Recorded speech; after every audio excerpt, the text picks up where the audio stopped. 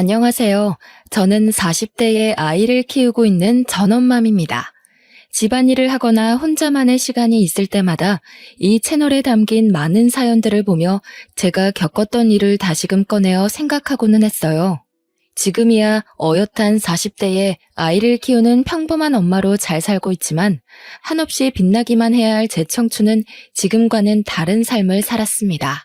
자식이라고는 딱 저 하나뿐인데 저희 부모님은 제게 관심이 없으셨어요. 온전치 못한 가정의 분위기 속에서 지내야 했고 그런 부모도 엄마고 아빠라고 어린 저는 부모의 사랑을 원했습니다. 그러나 한 번도 곁을 내주지도 않으셨고 부모님 인생 살기 바쁘셨죠. 어릴 때야 뭘 모르기도 했고 형제도 없는 제게는 부모가 세상의 전부인데 그런 저에게 한없이 나쁜 역할을 하던 분들이셨습니다. 그렇게 차가운 환경에서 자라다 고등학생이 된 저는 사랑받지 못하는 제 자신이 싫었고 차갑고 외로운 그 집이 너무 싫었어요. 더는 마냥 어린아이도 아니라고 생각했던 저는 철없는 선택을 하게 되었죠. 다짐을 하자마자 그 길로 가출을 해버렸습니다. 가출하니 자연스럽게 나쁜 길로 빠지게 되었어요. 학생의 신분으로 그 나이에 해서는 안 될 음주와 흡연도 했습니다. 제 자신에 대한 자존감이 없다 보니까 이렇게 망가지는 것만이 제가 할 수 있는 일이라고 착각을 했던 것 같아요. 더 슬프고 웃긴 건 제가 가출을 했는데 행방을 찾지도 않더라고요. 왜냐면 제가 가출한지도 모르셨습니다. 어떻게 부모가 이럴 수 있지? 라는 생각이 드시죠? 저도 제 아이를 낳아보니 더욱 저희 부모란 사람들이 이해가 안 가더라고요. 가출을 하고 나쁜 행동을 하는 것이 제게는 부모님에게 저 좀 봐달라는 마지막 발악이었는데 그것도 통하지 않는다는 걸 느끼게 된 순간 모든 걸 잃은 기분이었습니다. 원래도 세상에 혼자라고 생각했지만 이때부터는 정말 이 넓은 세상에 나 혼자 남겨졌구나 그렇게 생각을 하며 살았어요. 어른들에게 손가락질 받으며 개념 없이 살던 제 인생에 전환점이 하나 찾아왔습니다. 길을 걸어가고 있던 제게 누군가 다가와서 제안을 했죠. 저 학생 혹시 연예인 해볼 생각 없어요? 우리 꽤 유명한 엔터인데 학생 캐스팅하고 싶거든요. 저를요? 네, 우리 회사 와서 정식으로 오디션도 보고 연습생 해볼래요? 어때요? 그거 하면 돈 많이 벌죠. 아, 그리고 저 연습생 그거 하면 혹시 거기서 먹고 자고 할 수 있어요? 내가 이 회사 팀장이거든. 꼭 성공하게 해줄게. 그러니까 나만 믿고 따라와요. 그리고 숙식 제공을 말하는 것 같은데 아직 학생이라 부모님이 반대하시지 않을까요? 보통 또래 연습생들은 집에서 왔다 갔다 하거든요. 저한테 관심이 없으셔서 상관없어요. 그리고 숙식 제공이 가능해야 제가 이걸 할 수 있어요. 그래요, 그럼. 그렇게 하는 걸로 해요. 흔히 말하던 길거리 캐스팅이란 걸 경험하게 되었고 솔직히 별 생각은 없었습니다. 그냥 절 성공하게 해주겠다 약속을 했고 숙식 제공이 된다고 들어서 조금은 편하게 살 수 있겠다 싶어서 택한 길이었죠. 만약 숙식 제공이 어렵다고 했으면 연습생 생활 그거 하지도 않았을 겁니다. 전 그렇게 서울이란 곳을 가게 되었고 그때 당시에도 서울은 굉장히 멋졌어요. 제가 살던 곳과는 다른 느낌이 들었죠. 보통 이런 상황이라면 이를 악물고 난 꼭 성공할 거야 라며 다짐을 하기도 하잖아요. 그런데 저는 의욕이 없었습니다. 하루하루 눈을 뜨니까 사는 느낌으로 살고 있었고 하고 싶은 것도 없었고 성공이 목적도 아닌 그야말로 삶에 대한 의지가 하나도 없는 사람이었죠. 이 엔터에 갔을 때는 정말 끼가 많은 사람도 많았고 예쁘고 잘생긴 사람들도 많았어요. 신기할 정도로 말이죠. 세상에 잘생기고 예쁜 사람은 여기다 모여있다는 생각이 저절로 들었습니다. 그러나 저는 의욕도 없는데 끼도 없으니 다른 연습생들 사이에서 거의 왕따였죠. 다들 죽기 살기로 온 힘을 다하는데 저는 그런 모습이 보이지 않아도 팀장님이 챙겨주시니 얼마나 질투가 났겠어요. 팀장님은 본인이 캐스팅한 저를 성공시키는 게 목적이셨고 저는 그냥 먹고 사는 문제를 해결하는 게 목적이었죠. 서로 분명한 의도가 있어서 별 문제가 없다고 생각했지만 날이 갈수록 저를 향한 거센 비난과 질투심은 도가 지나쳤습니다. 그러나 인생 참 힘들게 살아온 제가 겨우 이런 걸로 기죽을 사람이 아니죠. 너희는 날 욕해라, 난 신경도 안 쓴다는 마음으로 지냈습니다. 제가 얼마나 외롭고 독한 사람인지 다 알고 계셨던 팀장님은 앞만 보고 직진하자고 늘 말씀해 주셨어요. 누구 하나 제 손을 잡고 따뜻하게 이끌어주던 사람이 없던 제게 팀장님은 참 존경하는 어른이었고 품어주셔서 늘 감사했습니다. 그래서 의욕은 없었어도 해가 되지 않으려고 적당히는 했었죠. 그러던 중 아빠께서 돌아가셨다는 연락을 받았고 부모님은 드디어 이혼을 하셨습니다. 눈물 한 방울이 나오지 않았어요. 왜 돌아가셨는지 어쩌다 돌아가신 것인지 궁금하지도 않았고 그냥 그렇구나, 돌아가셨구나, 딱 이 정도 감정이었습니다. 이 일로 정말 오랜만에 엄마와 통화를 했었는데 내심 기대를 했었어요. 그만 방황하고 엄마랑 같이 살자는 그 말을 할 거라고 말이죠. 그래, 뭐 잘 살고 있지? 원래 무소식이 희소식인 거야. 앞으로도 그렇게 잘 살아. 엄마는 엄마 인생 살 테니까. 있잖아, 나 궁금한 게 있는데 내가 엄마 자식인 게 싫어? 태어나서 지금껏 한 번도 품을 내주지 않은 그 이유를 알고 싶어. 선주야, 자식인 게 싫고 좋고가 어딨어. 그냥 다 그렇게 사는 거야. 단지 나는 내 인생이 더 중요해. 자식 때문에 내 인생을 포기하고 싶지도 않고 희생하고 싶은 마음도 없어. 너도 알겠지만 부부 사이가 좋은 것도 아닌데 내가 무슨 낙이 있었겠니? 그럼 나는? 부모밖에 없던 그 시절의 나는? 태어나게 해준 것만으로도 감사할 줄 알아야지 뭘 더 바래. 그래서 널 굶겼니? 먹고 살기는 했잖아. 물에 빠진 거 구해주니까 보따리까지 내놓으라는 심보니 너 지금? 인생 그렇게 살지 마. 욕먹어 너. 기대를 한 내가 미친 거지.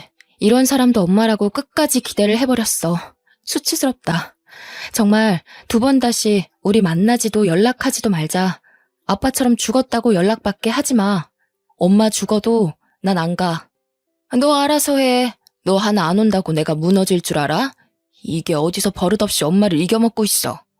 엄마가 내 엄마여서 한때는 참 좋았는데 지금은 원망스럽고 증오스러워. 내가 이렇게 아팠던 만큼 엄마도 벌 받을 거라고 생각하고 살게. 끊어. 하나뿐인 친딸에게 참 모질던 부모는 끝까지 모질었고 마지막으로 내민 손까지 내쳐버린 엄마에게 저는 완전히 등을 돌렸습니다. 뭘 기대했던 걸까 싶어 제 자신이 싫었어요. 이때부터 뭔지 모를 오기가 생겼고 내가 꼭 무슨 일을 하든 성공해서 엄마인 당신 앞에 떳떳하게 나타나주겠다고 결심했습니다. 그때 꼭 배 아파서 뒹굴기를 바랬던 것 같아요. 한마디로 복수를 꿈꾼 거죠. 이악 물고 연습했더니 그룹 내에서 우수한 성적을 이루게 되었고 갑자기 발전하는 모습을 보여주니 많은 칭찬을 받았습니다. 물론 같은 연습생들 사이에서는 더 많은 질타를 견뎌야 했죠.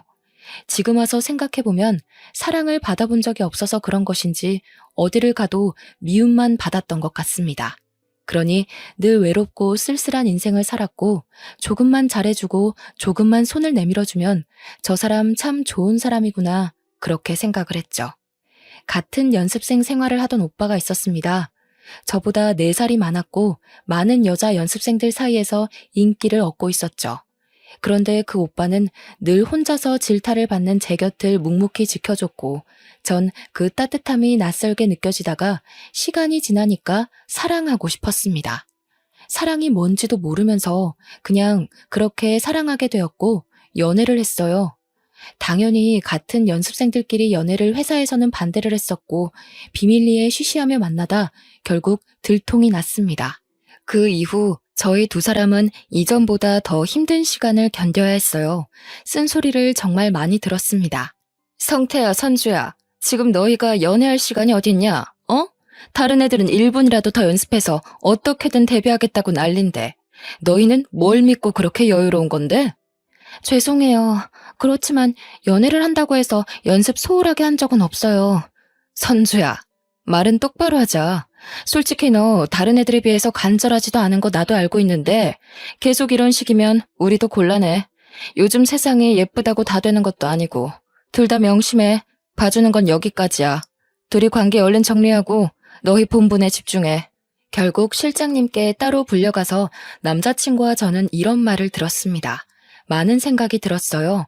저는 연습생을 굳이 하고 싶지 않았으나 숙식 제공이 되니까 했던 거고 먹고 살 길이 없으니 선택했던 길이지만 남자친구는 본인이 이루고 싶었던 꿈이었습니다.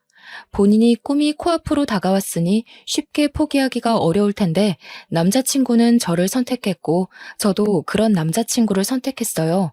안 그래도 너무 힘들었던 연습생 생활이라 하기 싫었는데 차라리 잘된 일이라고 생각했죠. 저는 회사에서 숙식 제공을 해줬지만 남자친구는 본인의 힘으로 작은 반지하 원룸에서 지내고 있었습니다. 연습생 생활을 포기하면서 당연히 모든 지원은 끊겼고 저는 남자친구가 지내는 곳에서 함께 지내며 별일을 다하며 돈을 벌었어요. 그때는 그게 최선이라 생각했고 아마 다시 돌아가도 같은 선택을 했을 거지만 지금 와서 생각해보면 참 철이 없었죠. 제 모든 선택에는 늘 부모에 대한 원망과 증오가 있었고 그렇기 때문에 난 이렇게 된 거야 라며 합리화를 했던 것 같습니다.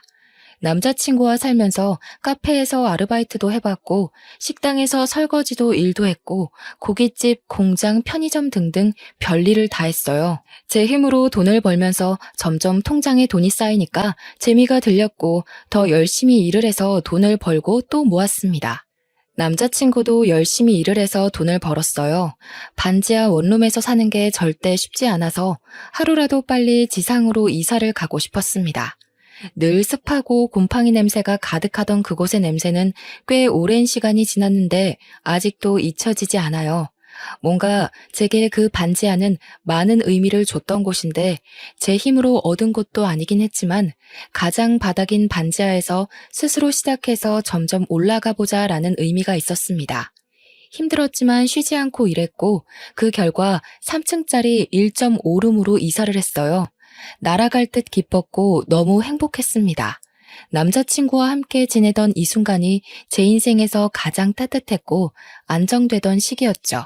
늘 제가 우선이던 남자친구가 있었기에 아무리 힘든 일을 해도 힘들지 않았고 이렇게 살다가 더 돈을 많이 모으면 결혼을 하자고 그렇게 약속을 했습니다. 그렇게 하루하루 행복이 뭔지 사랑이 뭔지를 느끼면서 살고 있는데 제게 자꾸 모르는 번호로 연락이 왔어요. 한두 번은 그냥 무시했는데 계속해서 오길래 한 번 받았습니다. 여보세요? 이제야 전화를 받네. 한선주 씨 맞죠? 대체 왜 전화를 피하지? 누구세요? 누구신데 자꾸 전화하세요? 내가 그쪽 투자까지 해주려던 투자자예요. 근데 이제야 알았거든요. 데뷔가 코앞인데 왜 그만둔 거예요? 대체 내가 지원이고 뭐고 다 해주려고 했는데 그랬으면 당신 인생이 달라졌을 건데. 네? 투자자요? 전 들은 말이 없는데요. 그렇겠지 당연히. 한선주 씨 회사에서 내가 투자한 걸 말하면 돈을 떼줘야 할 테니까 굳이 알려주지 않았겠지. 아니, 이럴 게 아니라 우리 한번 만나죠. 내가 이쪽으로 투자한 사람들은 무조건 대성했거든. 난 보는 눈이 있다고. 꼭 연예인이 아니더라도 방법은 있으니까 우선 만납시다. 의문의 남성에게 받은 전화는 무언가 꺼림칙했습니다. 저에 대해서 너무 자세히 알고 있어서 정말 투자자인가 싶기는 했지만 이미 저는 그쪽 생활을 접었기 때문에 더는 연관도 없다고 생각하고 무시를 했어요. 그런데 사람 마음이라는 게 참 간사하죠? 분명 열심히 땀 흘려서 돈을 벌면서 모으고 그렇게 살아가고 있었는데 막상 저를 위해 투자하고 싶다는 투자자가 직접 전화를 해주니 솔깃했어요. 나이가 들수록 현실을 깨닫게 되긴 한 거죠. 이렇게 한 푼 두 푼 모아서 언제 집다운 집을 사고 결혼을 할 수 있을까라는 현실이요. 결국 저는 그 투자자라는 사람의 연락을 다 받지 않다가 결국 제가 걸게 되었습니다. 여보세요?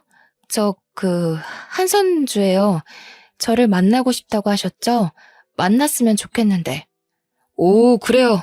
연락 기다렸어요. 그러면 지금 있는 곳 알려주면 차 보내줄게요. 그거 타고 편하게 와요.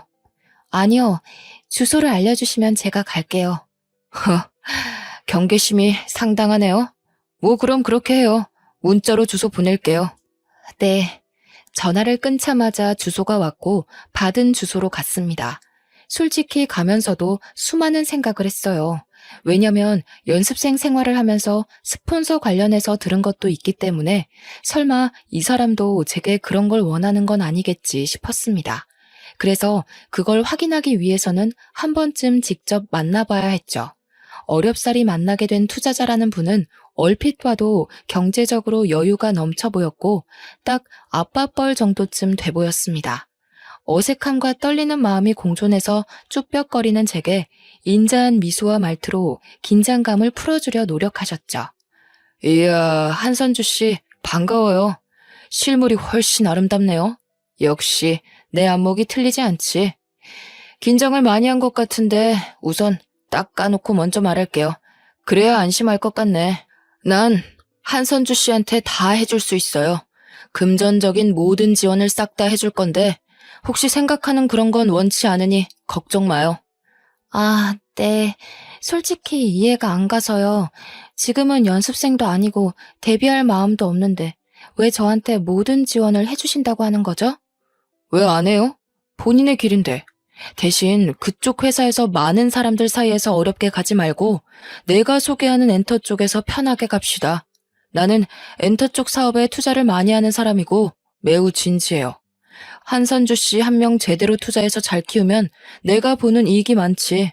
당장은 손해처럼 보여도 말이야. 저 남자친구도 있고 동거도 하고 있어요. 이런 제가 연예인이 되면 소문이 꼬리를 물지 않을까요? 그런 세탁쯤이야. 우리가 늘 하는 거니까 걱정 마요. 언제까지 그렇게 구질구질하게 살 거예요? 기분 나쁠 수 있지만 이미 어느 정도 조사는 해서 대충 상황은 아는데 한선주 씨는 그렇게 살 사람이 아니에요. 그러니 잘해보자고요. 의욕도 없던 연예계 일을 다시 시작하라는 투자자의 제안이 결코 나쁘지 않았어요. 저를 완벽하게 밀어줄 것 같다는 느낌이 확 들었고 심지어 저렇게 만나고 나서 당일에 바로 저에게 500만 원을 입금해 주셨습니다. 이게 무슨 돈이냐고 했더니 품위 유지비라며 이미지 관리를 지금부터 할 거라고 하셨죠. 제게 몇백에서 몇천에 가까운 돈을 매달 서슴없이 주셨고 말 그대로 제 품위를 유지하라며 특별히 뭘 시키지도 않으셨습니다. 연습생 생활을 할 때는 죽으라고 연습하고 또 연습했는데 그것도 시키지 않으셨어요. 당분간은 이미지를 만드는 게 우선이라며 말이죠. 그러다 보니 전 쉽게 만지는 그 돈들을 펑펑 쓰고 다녔고 투자자가 이유 없이 주는 고가의 선물들과 고가의 차까지 당연하다 생각하고 받았습니다.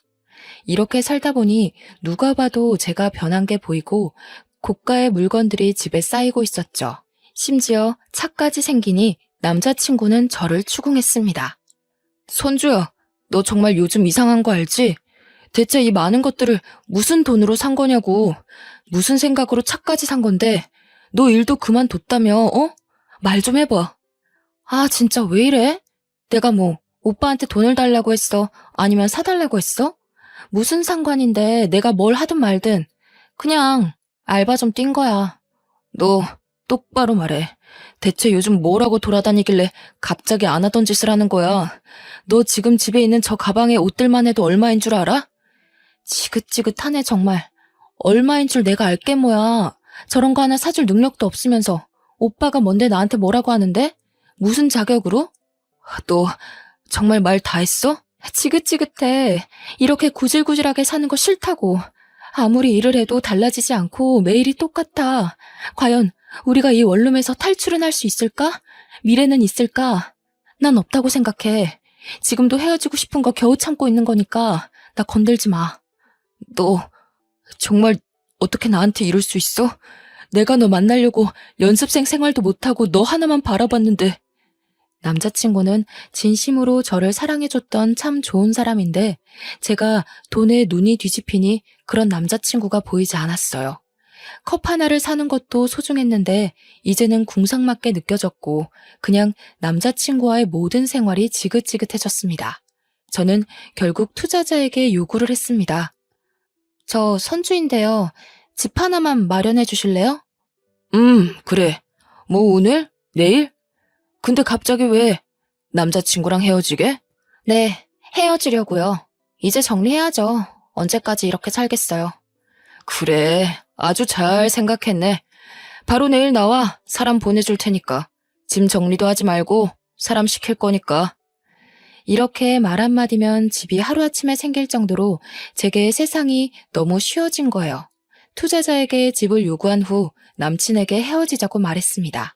저를 붙잡고 많이 울었지만 그 모습도 보기 싫다며 저는 그 집에서 나와 호텔에서 하루를 묵었고 다음날 투자자가 마련해준 집으로 떠났습니다.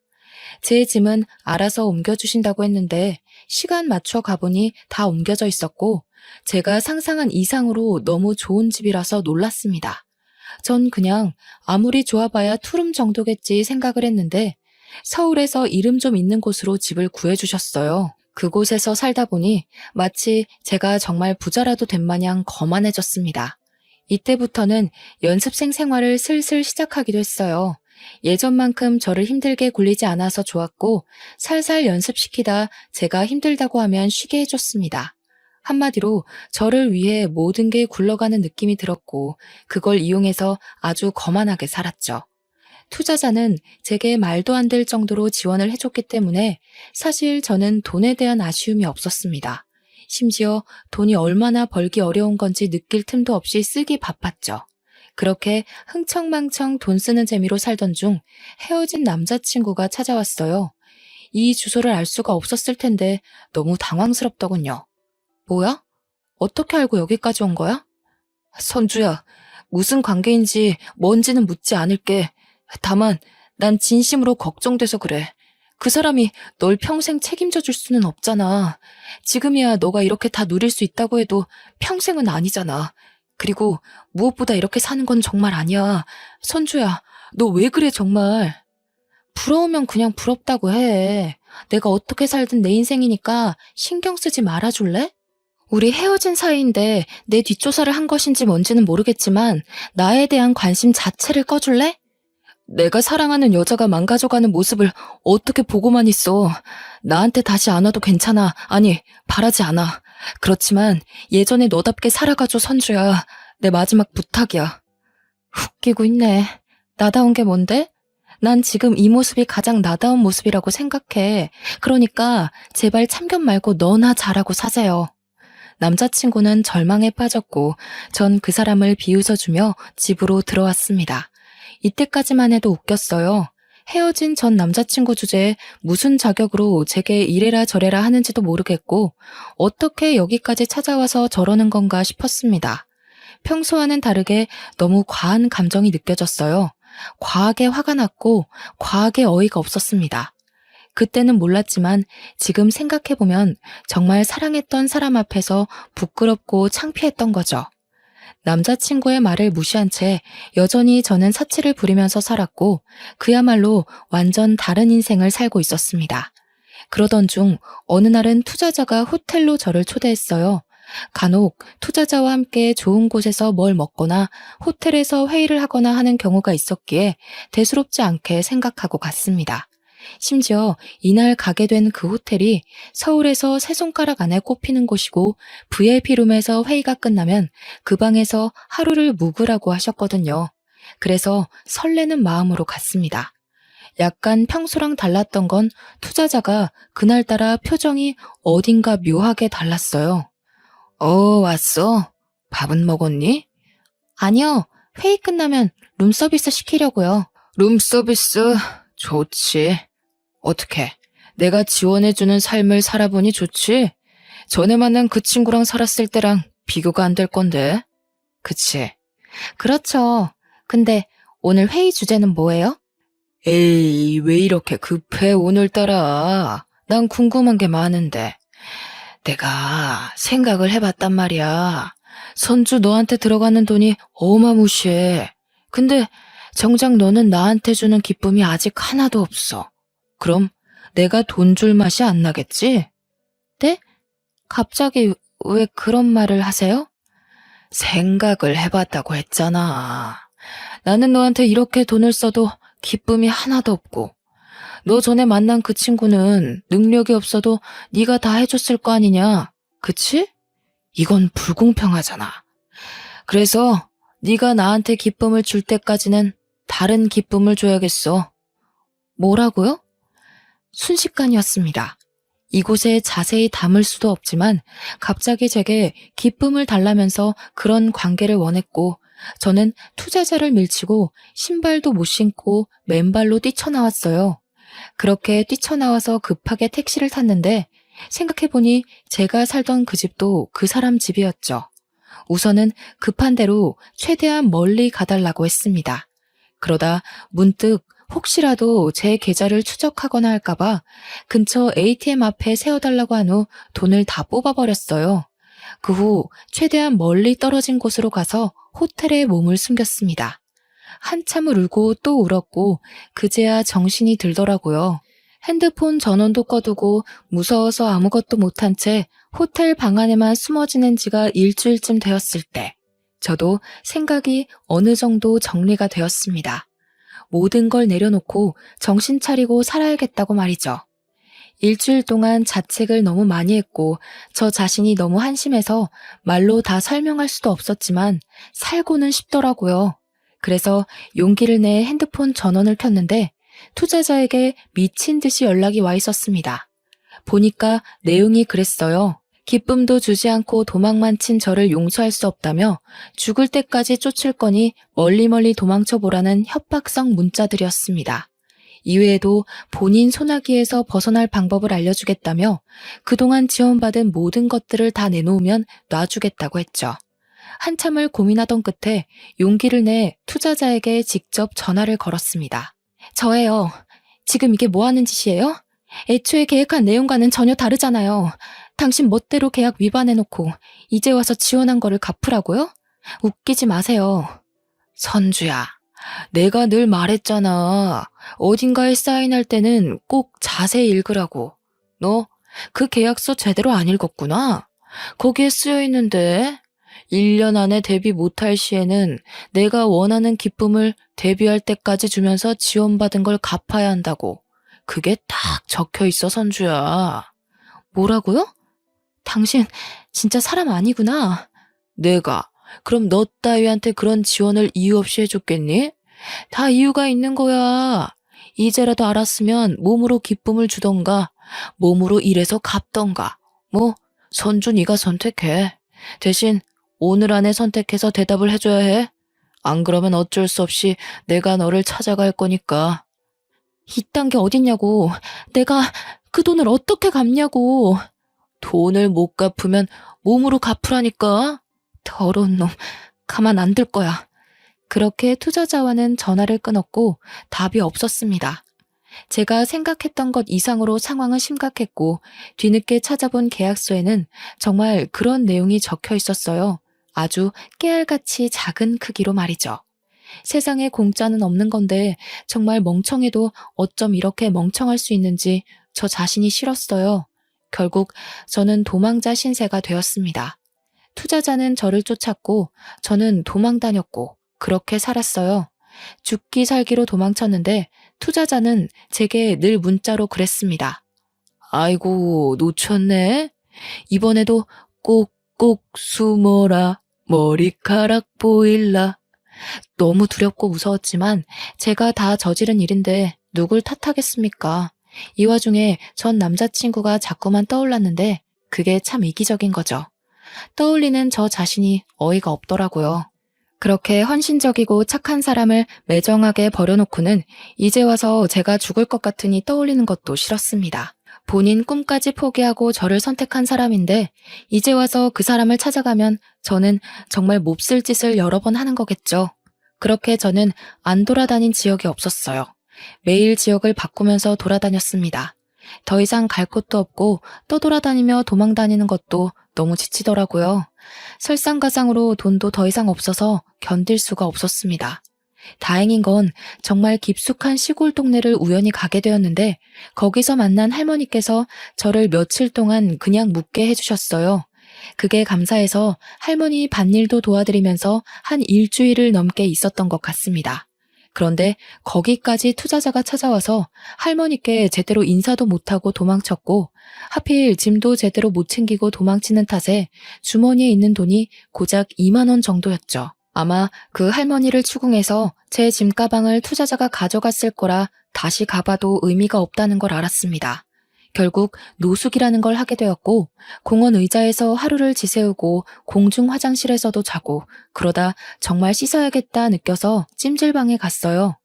딱 여기서 하루를 보낸 후 숙식 제공을 해주는 일자리를 구해야겠다고 생각을 했습니다. 그간 일자리를 못 구했던 이유가 일하다 도망치면 돈도 못 받고 가게에도 피해라고 생각해서 못했는데 더는 길이 없었죠. 노숙까지 하다 오랜만에 깨끗하게 씻고 컵라면을 먹고 잠이 들었는데 그렇게 개운하고 편할 수 없었습니다. 한참을 곤히 자고 있는데 누군가 저를 흔들어 깨웠어요. 순간 직감적으로 큰일 났다고 느꼈고 두 눈을 번쩍 뜨니까 제 얼굴 앞에는 투자자가 있었죠. 사람이 너무 놀라면 소리도 못 지른다는 말을 이때 실감했습니다. 악소리도 나지 않았고 그저 멍하니 쳐다봤어요. 투자자는 거칠게 저를 끌고 갈 줄 알았는데 잠시 조용한 곳 가서 얘기 좀 하자고 했죠. 그동안 봤던 모습과는 전혀 다른 모습이라 또 경계가 되었습니다. 또 무슨 속셈인데요. 차라리 그냥 때리든 뭘 하든 알아서 하세요. 더는 더 이상 이렇게 못 살겠어요. 미안해요. 내가 오해를 했더라고요. 사실 10년 전에 당신 엄마랑 결혼까지 약속했었는데 알고 보니 유부녀의 애도 있었더라고. 난 그래도 괜찮다고 기다리겠다고 했고 그 여자는 이혼하고 얼른 오겠다고 했었지. 그래서 간이고 쓸개고 돈이란 돈을 다 가져갔어. 딸이 아프네 뭐네 하면서 다 가져가 놓고 다른 남자한테 가버렸거든.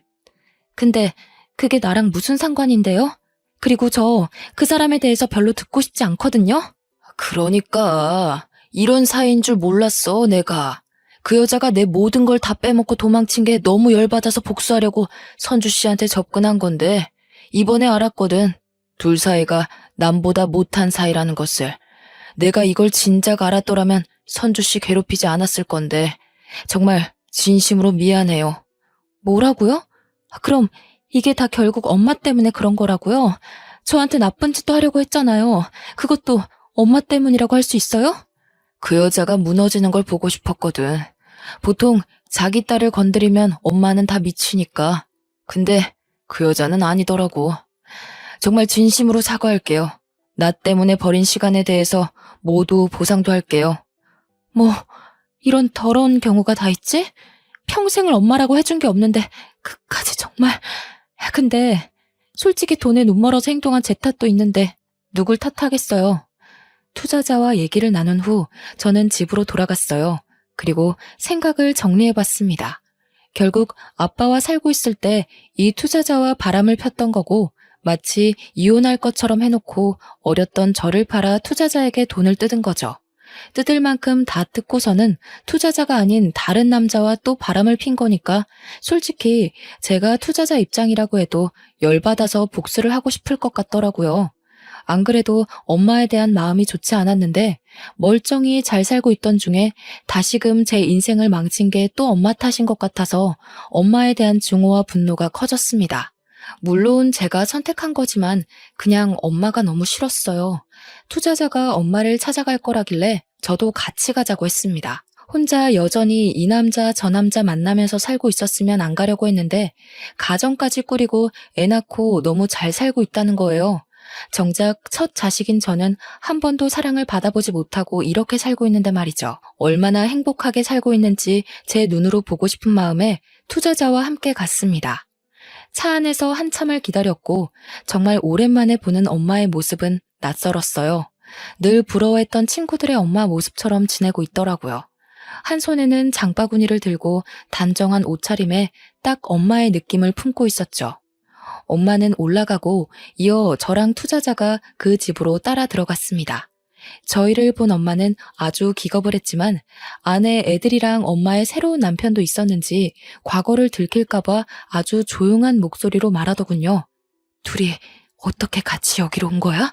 아니, 우선 가. 집에 남편도 있다고. 내가 연락할게. 집 앞에 연락처 두고 가. 얼른. 너무 다급해 보이는 엄마의 모습 뒤로 큰 가족 사진이 보였고 너무 행복해 보였어요. 또 집 안쪽에서는 애들과 아빠의 웃음소리가 가득했고 집에서는 맛있는 냄새도 나는데 그게 그렇게 슬펐습니다. 저는 그동안 쌓인 모든 분노가 폭발했고 큰 소리로 엄마를 밀치며 집 안으로 들어가면서 말했어요. 엄마, 당신이 처음으로 낳은 딸인 내가 이렇게 멀쩡하게 살아있는데 어떻게 한 번을 보듬어 주질 않아? 그래도 나 어떻게든 이악 물고 살고 있었어. 근데 이젠 하다하다 바람핀 불륜남이 엄마한테 복수하려고 나한테 해코지까지 하게 만들어? 대체 당신이 나한테 해준 게 뭐가 있다고 이렇게 한평생 날 힘들게 하는 거야? 여보, 이게 다 무슨 소리야? 아, 여보, 애들 데리고 나가 있어. 해결할 일이 생겨서. 왜 나가 있어? 저 사람도 알 건 알아야지. 저는 이 사람이 낳은 자식인데 한 번도 품에 안겨본 적이 없는 자식이에요. 이유는 엄마라는 이 사람이 맨날 남자들 만나기 바빠서요. 옆에 이 남자가 그중 한 명이고 단물만 쏙 빼먹고 딴 남자한테 간 게 열받아서 딸인 저를 찾아와서 해코지하려고 했다네요. 너 조용히 못해? 우선 나가자고. 김미연, 이 남자는 얼마 뜯어먹었냐? 너 내가 뒷조사 좀 해보니까 정말 대단하더라. 근데 이 남자랑은 애까지 나온 거 보니까 너도 이제 남자 바꾸는 게 귀찮아서 정착하려고? 야, 미연아. 적어도 사람이면 네 딸은 네가 챙기는 게 맞지 않냐? 저기요. 이 여자랑 하루빨리 갈라서요. 바람 피는 게 습관이고 돈 뜯어먹는 건 취미니까. 그렇게 투자자랑 같이 재혼해서 살고 있는 엄마네 집을 발칵 뒤집었고 이 사실을 몰랐던 엄마 남편은 큰 충격을 받았습니다. 엄마가 얌전한 현모양처인 줄 알았다네요. 남편과 사별을 했고 아래 딸이 있었지만 딸도 같이 죽었다고 말했다는데 그 딸이 멀쩡히 살아있으니 놀랐겠죠. 결국 엄마는 이혼을 당했고 사기 결혼으로 위자료를 많이 물어줬다고 들었습니다.